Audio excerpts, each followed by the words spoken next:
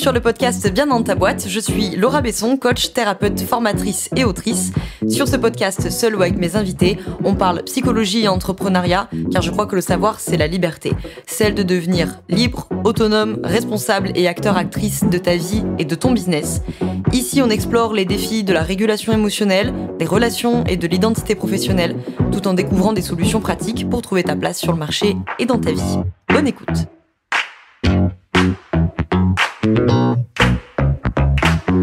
Bonjour à toi, bienvenue dans ce nouvel épisode du podcast Bien dans ta boîte. Aujourd'hui, je te retrouve avec un épisode de la plus haute importance, puisque nous allons parler de pourquoi est-ce que le sauveur ne se sauve pas lui-même.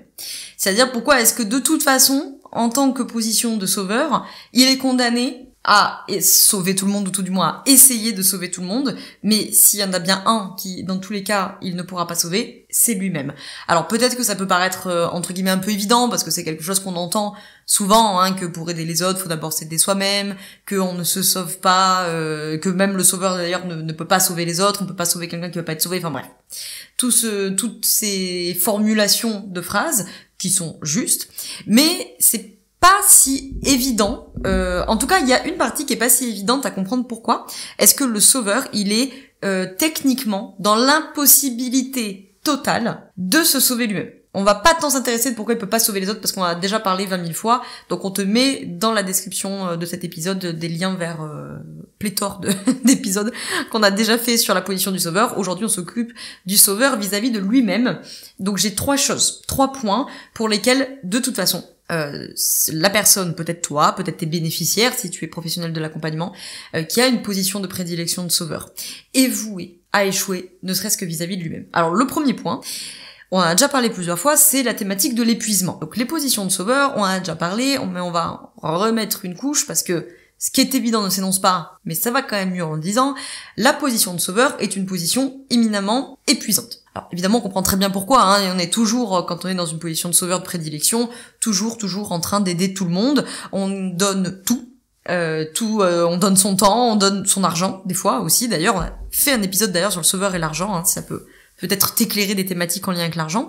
Ça donne son temps, ça donne son attention, ça donne son écoute, ça donne son argent, comme on l'a dit éventuellement, ça donne son énergie.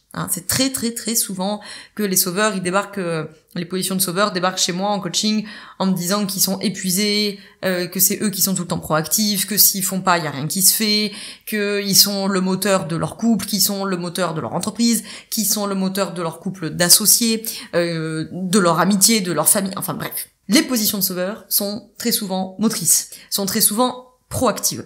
D'ailleurs, je renvoie à un épisode précédent, alors que je regarde dans mes notes, c'est l'épisode Un message pour les sauveurs, c'est l'épisode du 14 janvier 2025, si jamais tu veux le réécouter.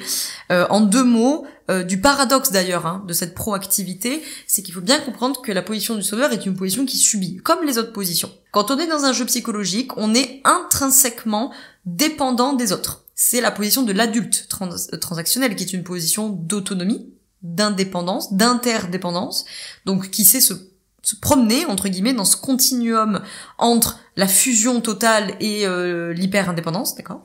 Donc l'adulte transactionnel, il sait là être dans cet état d'équilibre, d'interdépendance, où des fois il est un peu plus en dépendance, des fois il est plus en indépendance, tout simplement parce que son territoire psychique, il est fermé. Un territoire psychique fermé, j'en ai parlé 20 000 fois, ça délimite le dedans du dehors, et donc ce territoire psychique fermé, il permet de moduler l'intimité. Donc il permet de laisser des fois de la perméabilité, de l'accessibilité, par exemple dans le couple amoureux, par exemple, où on a besoin d'avoir de la perméabilité pour créer des espaces d'intimité. L'intimité, c'est pas que l'intimité physique, c'est aussi l'intimité psychique, psycho-affective, de donner accès à sa vulnérabilité, de donner accès à ses émotions, à ses besoins, à un vécu difficile, à un passé difficile, bon bref. Et de pouvoir aussi également avoir des moments d'imperméabilité pour ne pas se laisser intruser pour X ou Y raison. Bref, tout ça pour dire que tous les rôles du triangle de Karpman, sauveur, victime, persécuteur, sont par définition en dépendance de l'extérieur. C'est l'adulte qui est en position d'autonomie. Donc ça, c'était la petite piqûre de rappel pour rappeler que ça paraît paradoxal, parce que le sauveur est proactif, il a plein d'énergie, il est moteur de ses relations, moteur de ses projets, il est toujours en train de faire quelque chose, surtout quand ils ont des constructions d'insuffisance, de je ne suis pas assez, je n'en fais pas assez, etc. Parce que du coup, ça va les amener à en faire toujours plus pour essayer de prouver qu'ils en font assez, parce que précisément, ils ne croiront pas eux-mêmes, puisqu'ils ont une construction du monde que ce n'est pas assez. Mais ça, c'est le piège de la construction du monde, on en a déjà parlé. Donc ça peut paraître contradictoire, mais en fait ça l'est pas, d'entendre que même s'ils sont très proactifs, moteurs, etc., ça reste une position qui subit. Comme toutes les positions du jeu psychologique. C'est une position qui subit, qui a souvent l'impression de ne pas avoir le choix que d'aller dans des positions de sauveur, parce que ils vont vous dire si vous êtes pro de l'accompagnement ou vous reconnaissez si vous avez des positions de prédilection de sauveur, vous me le dites en coaching toute l'année et en formation, c'est le truc de oui mais j'ai pas le choix parce que si je le fais pas, personne ne le fait, et si je ne le fais pas, ça ne se fait pas. Si je ne m'en occupe pas, ça n'avance pas. Vous voyez, typiquement, quand vous êtes pris dans des engrenages de sauveur-victime. Parce que la position victimaire, en face, évidemment, est complètement déresponsabilisée. Donc après, c'est le piège du sauveur. C'est-à-dire qu'après, il est obligé de faire des choses. En tout cas, il a la sensation d'être obligé. Il subit la situation. Et du coup, forcément, c'est une position de l'épuisement. Parce que ça donne tout, comme on l'a dit, son temps, son écoute, son attention, son énergie, sa proactivité, sa capacité à se mobiliser, à lancer des projets, à abonder dans ce sens-là, etc. Et donc, évidemment, ce sont des positions qu'on retrouve très, très, très, très, très souvent dans des situations d'épuisement.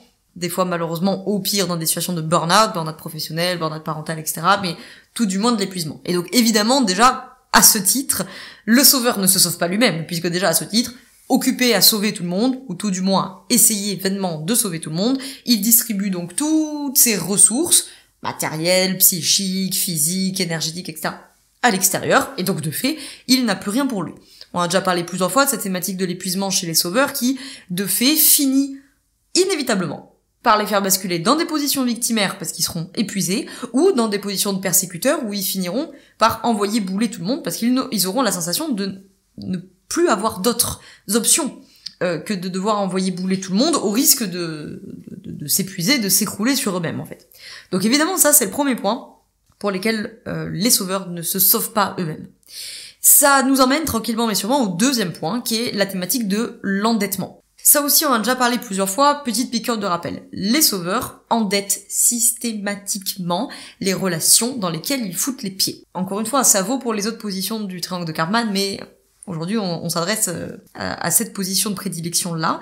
Évidemment, ils endettent puisque la définition de base, le socle, on va dire, de la position du sauveur, c'est de voler au secours de ceux qui ne me l'ont pas demandé.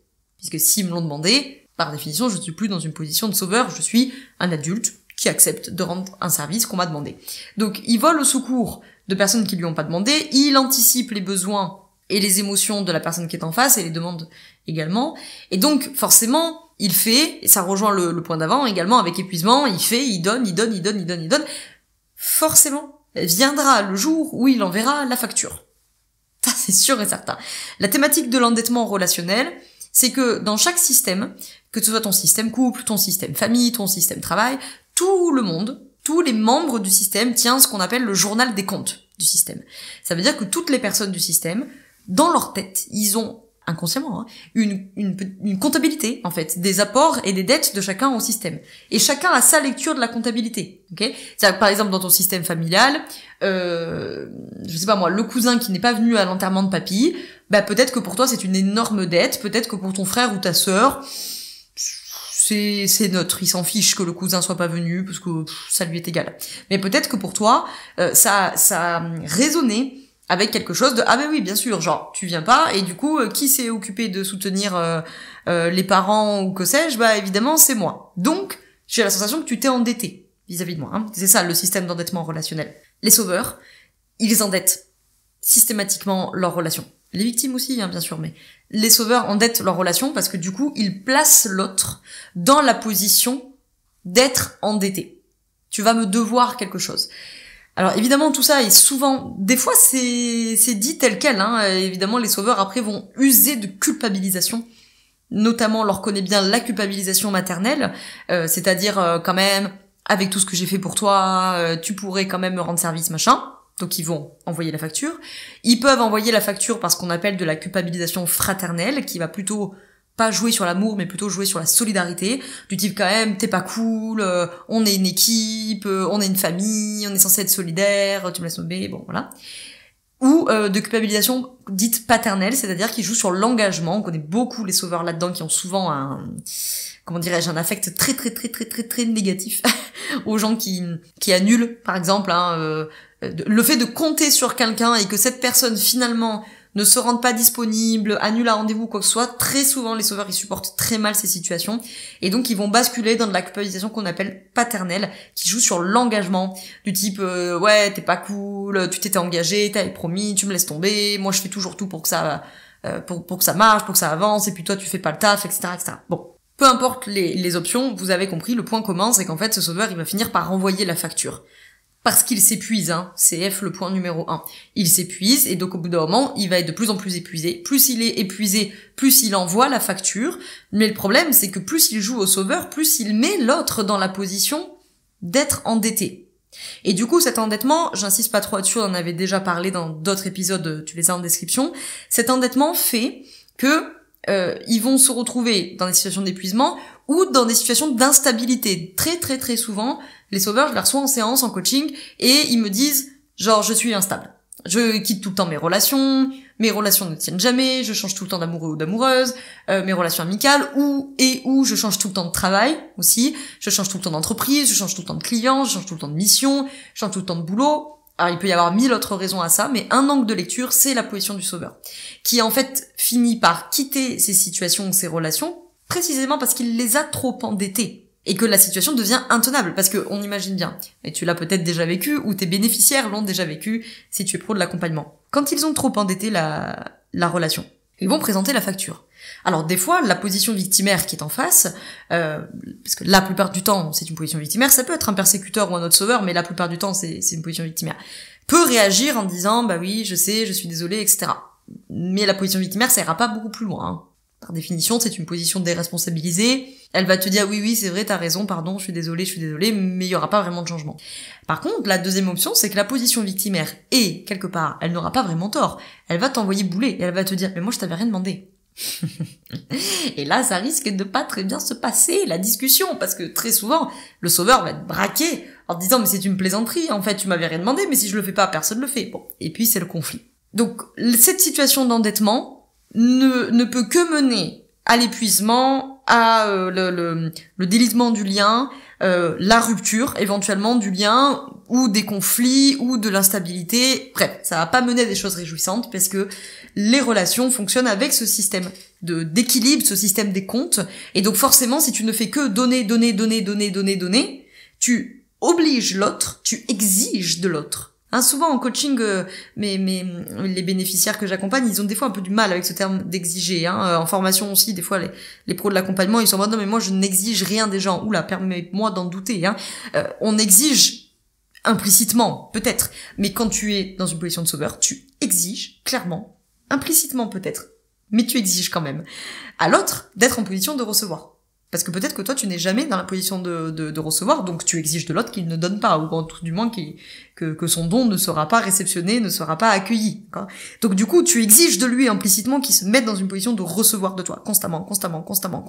Et un jour, tu lui enverras la facture, parce que tu seras à bout de nerfs. Sauf que l'autre, il a tout à fait le droit aussi de te dire « je ne t'avais pas demandé de te mettre dans cette situation ». Ce qui m'emmène au dernier point de cet épisode, de pourquoi est-ce que le sauveur ne se sauve pas lui-même. Alors là, on va rentrer un tout petit peu dans de la technicité.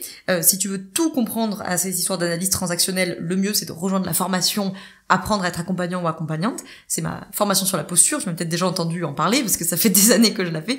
Et la promo 9, elle attaque le 27 mars. Alors il y a un petit peu de temps encore, il y a un bon mois avant qu'on attaque, mais il y a déjà plusieurs places qui ont été prises au moment où j'enregistre cet épisode début février, il n'en reste que 8. Donc, tu as tous les liens dans la description pour aller voir cette formation, si ça pourrait t'intéresser. Réserver ton appel découverte gratuit, rejoindre la liste d'attente, bref, tout ce qui pourrait éventuellement t'intéresser. C'est une formation pour les pros de l'accompagnement, donc les coachs parmi vous et les thérapeutes parmi vous, qui veulent vraiment passer à un autre niveau avec leur accompagnement, qui veulent vraiment asseoir une posture, gagner en confiance, se sentir légitime, se sentir serein ou sereine, confiante. Je peux mener ma séance de A à Z sans aucun outil. Et après, vous rajouterez les outils que sont les vôtres, bien entendu, si vous le souhaitez, mais vous n'en avez pas besoin. Vous savez réorienter, vous savez réagir, vous savez répondre, vous savez relancer, vous savez avoir vraiment cette posture d'accompagnement qui permet l'alliance, qui permet la fonction contenante et qui permet du coup à vos bénéficiaires de grandes transformations et des accompagnements de qualité, et surtout en étant vous en sécurité, en mettant les bénéficiaires en sécurité bien entendu, et en étant vous en sécurité, parce que vous avez votre posture, vous avez votre cadre, vous avez vos limites, et tout se passe très bien. Bon, et du coup, dans cette formation, on fait beaucoup d'analyses transactionnelles, beaucoup. Et donc, ce que je vais expliquer là, vous allez le voir en long, en large et en travers dans cette formation, donc vous comprendrez tout à l'analyse transactionnelle avec cette formation. Mais pour se faire une idée, si vous suivez mon podcast depuis un moment, vous m'avez entendu parler maintes et maintes fois, sauveur, victime, persécuteur. Mais ce que je vous ai caché, c'est qu'en analyse transactionnelle, tout ce que je vous ai évoqué jusqu'ici, c'est ce qu'on appelle le rôle social. C'est-à-dire, c'est le rôle qui est joué et qui se voit en société, si je peux dire ça comme ça. C'est-à-dire, si vous avez quelqu'un en face de vous qui est en train de se plaindre, de rouspéter dans son coin, de se plaindre, mais qui ne demande rien, c'est une position victimaire. En tout cas, c'est la position victimaire qui est en rôle social. Vous pouvez le voir. Mais le piège, c'est que tous les rôles sont joués par la personne en même temps, mais sur différents plans. J'explique. Le rôle social, c'est le premier niveau. C'est celui que vous voyez chez l'autre, et que l'autre peut voir chez lui s'il a un petit peu d'introspection, d'accord, s'il se voit faire. Le deuxième niveau, c'est l'auto-jeu psychologique. C'est la petite voix dans votre tête, ok. Donc c'est le jeu qui est joué à l'intérieur de soi, si je pourrais dire ça comme ça, de soi à soi-même. Je vais donner un exemple après, hein, pas de panique. Le troisième niveau du jeu, c'est celui qui arrive en tâche de fond, si je pourrais dire ça comme ça, c'est la répétition de schémas d'enfance. Donc, je prends un exemple. Reprenons la position victimaire que je viens d'inventer, là, qui se plaint. Ok, vous discutez, vous buvez un café avec votre copine, ok, et votre copine, elle est en train de se plaindre de, je sais pas moi, de son mari ou de sa femme, peu importe, de son partenaire. C'est plus inclusif de dire partenaire. Ça m'évitera de donner les différentes options.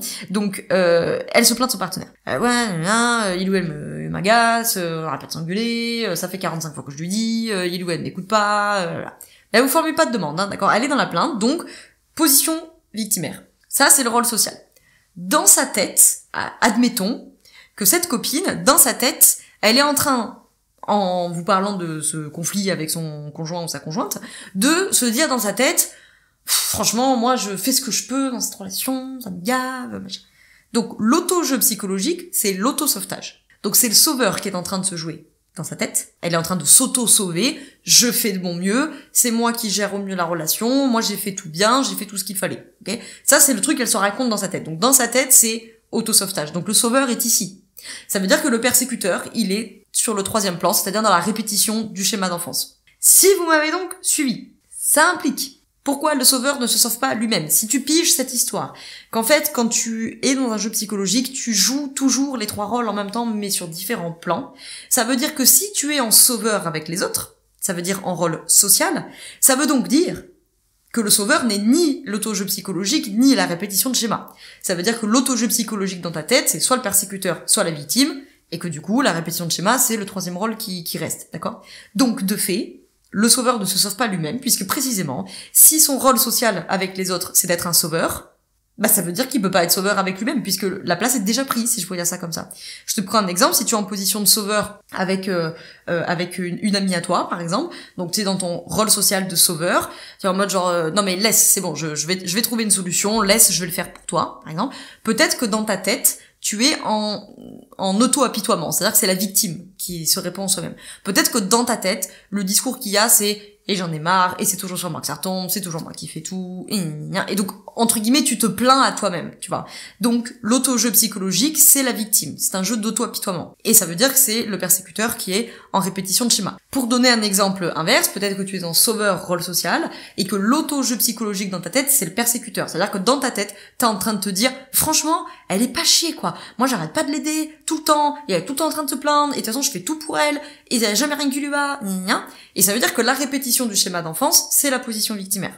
Donc, qu'on se comprenne bien, ça veut dire que quand tu joues un jeu psychologique, il y a toujours les trois rôles joués en même temps, mais pas de la même manière parce que pas sur les mêmes plans. Ça veut dire que si tu joues au sauveur avec d'autres gens, tes bénéficiaires, tes enfants, ton conjoint, ta conjointe, tes potes, que sais-je, ça veut dire que le sauveur, il est sur le premier plan, sur le rôle social. Ça veut dire donc que le sauveur n'est ni en auto-jeu psychologique, ni en répétition de schéma d'enfance. Ça veut donc bien dire que pendant que tu sauves les autres, Tu ne peux pas te sauver toi-même, puisque la place du sauveur, de toute façon, à partir du moment où elle est utilisée pour les autres, elle n'est pas sur les autres plans. Donc, 3 axes de lecture pour résumer cet épisode, pour comprendre pourquoi le sauveur, de toute façon, ne se sauvera pas lui-même.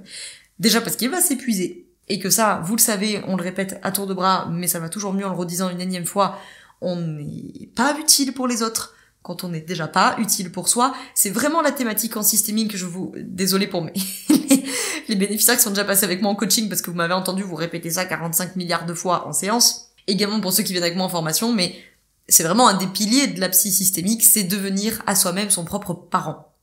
Donc de fait, quand vous êtes dans une position de sauveur, vous n'êtes pas en adulte transactionnel, vous vous épuisez dans cette position, puisque bien entendu, c'est une position éminemment épuisante, ça c'est clair. Et donc de fait, vous ne prenez pas soin de vous. Vous n'êtes pas à vous-même votre propre parent, vous ne répondez pas à vos propres besoins. Donc forcément, évidemment, si vous finissez en épuisement, vous n'allez pas prendre soin de vous, ça c'est clair. Donc vous n'allez pas vous sauver de quoi que ce soit, c'est sûr et certain. Pour deuxième point, ce qu'on a vu, la thématique de l'endettement, bien entendu. Et donc, troisième et dernier point, c'est ces 3 niveaux du jeu. De bien comprendre que de toute façon, le jeu, le rôle plutôt que vous jouez en rôle social, c'est-à-dire avec les autres, et que les autres peuvent voir de vous, vous ne le jouez par définition qu'à l'extérieur et pas à l'intérieur. Donc si vous avez le sauveur en rôle social, ça veut dire que vous n'avez pas le sauveur, ni en auto-jeu psychologique, ni en répétition de schéma. Donc pour ces 3 angles de lecture, il est clair et net que la position du sauveur ne peut pas se sauver lui-même. Et ne sauve pas non plus les gens à l'extérieur, puisque je le rappelle, et puis on va terminer là-dessus, petite piqûre de rappel, si vous êtes en sauveur, vous exigez de l'autre implicitement qu'il soit dans une position victimaire, ou de persécuteur, mais la plupart du temps c'est victimaire. Et par définition, la position victimaire ne voudra pas être sauvée, puisqu'à la seconde où elle est sauvée, elle n'est plus une victime. D'accord ? Donc, de toute façon, c'est le propre de ces jeux psychologiques, Tous les rôles ont besoin les uns des autres, Les persécuteurs ont besoin de victimes, sinon ils sont plus persécuteurs. Les sauveurs ont besoin de victimes, sinon ils ne sont plus sauveurs. Les victimes ont besoin des deux. Besoin d'un persécuteur pour être victime, et des sauveurs pour être sauvés du persécuteur qui les a persécutés. Donc, de toute façon, dès qu'on est dans un jeu psychologique, on est dans cette situation de dépendance, puisque comme on l'a vu au début de l'épisode, c'est l'adulte transactionnel qui, lui, est dans une position d'autonomie et d'interdépendance possible. Quand on est dans les jeux psychologiques, on n'est pas dans cette situation. Si tu veux aller plus loin, comme je te le disais un petit peu avant, tu as 2 options. La première, c'est la formation Apprendre à être accompagnant ou accompagnante. On attaque le 27 mars avec la promo 9. Et c'est la reprise des GDA aussi, d'ailleurs, la semaine prochaine, si tu m'écoutes au moment sur cet épisode. Donc voilà, il nous reste quelques places. Faut pas traîner, parce que généralement, elles partent quand même assez vite, ces places dans cette formation. Et on reviendra, si rien ne s'y oppose, en octobre 2025. Faut que j'avais tendance à dire 2024, je me suis pas encore tout à fait mise à jour dans le calendrier. Formation donc, apprendre à être accompagnant ou accompagnante pour les pros de l'accompagnement, les coachs, thérapeutes, qui veulent faire passer leur accompagnement à un autre niveau, se sentir serein, sereine, légitime, confiant, confiante en séance. Éventuellement, si c'est plutôt toi qui es concerné, on te met les infos sur le coaching d'affirmation de soi pour travailler là-dessus, pour passer de cet état de remise en question constante, de culpabilité constante, de frustration constante à une situation d'affirmation, de fierté, de légitimité et d'être à sa place. Ça, c'est, si tu viens à l'échelle individuelle, entre guillemets, c'est plutôt le coaching. Si tu es pro de l'accompagnement, c'est plutôt la formation sur la posture d'accompagnement. Voilà, j'espère que cet épisode t'a plu, que ça aura pu t'éclairer, t'apporter de nouvelles notions d'analyse transactionnelle et sur cette position du sauveur. Et je te dis à la semaine prochaine dans un nouvel épisode. Ciao. Je te remercie d'avoir écouté cet épisode jusqu'au bout. Tu peux retrouver l'ensemble des informations et des liens en description de cet épisode. Si tu as des idées, des suggestions ou si tu as tout simplement aimé cet épisode et que tu veux me le dire, direction Apple Podcast pour laisser un commentaire et 5 étoiles. C'est ce qui permet au podcast d'aider plus de personnes et ça permet aussi de me soutenir. Tu peux aussi partager cet épisode à un entrepreneur ou une entrepreneuse qui pourrait en avoir besoin. Je te souhaite une très belle journée ou une très belle soirée selon quand tu m'écoutes et surtout, je te souhaite d'être bien dans ta boîte. Ciao, ciao.